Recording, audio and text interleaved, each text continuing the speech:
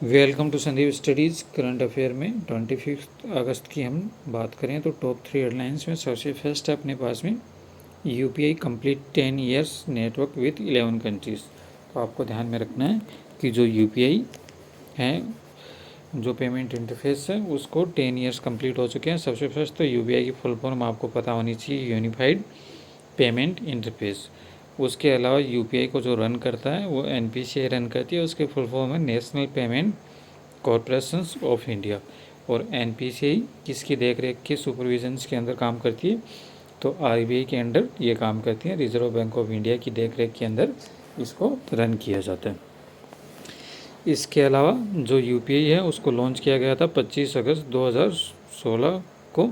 तो ये डेट आपको ध्यान में रखनी है। और ये 11 देशों के अंदर, कौन कौन से देशों के अंदर काम करती है तो उनके नाम आपको ध्यान में होने चाहिए। Bhutan, Maldives, Greece, Cambodia, Qatar, Mauritius, Sri Lanka, France, UAE, Singapore and Nepal के अंदर।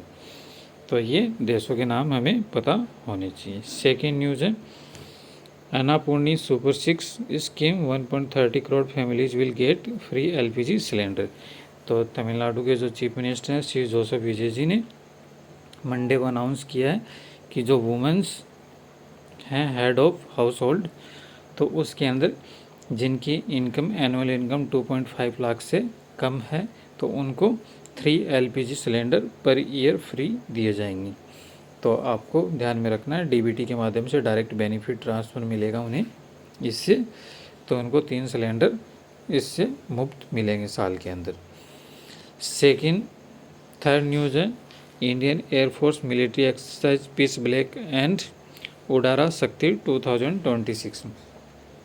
तो आपको ध्यान में रखना है जो इंडियन एयरफोर्स ने से रिलेटेड जो मिलिट्री एक्सरसाइज है तो आपको नाम ध्यान में रखना है पिच ब्लैक, और जिसका आयोजन कहाँ किया गया था आपको ध्यान में रखना है ऑस्ट्रेलिया के अंदर इसका आयोजन किया गया था।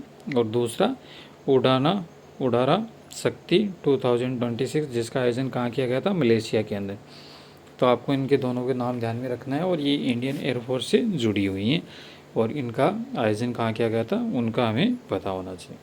तो ये आज की टॉप 3 हेडलाइंस थी। Thank you so much.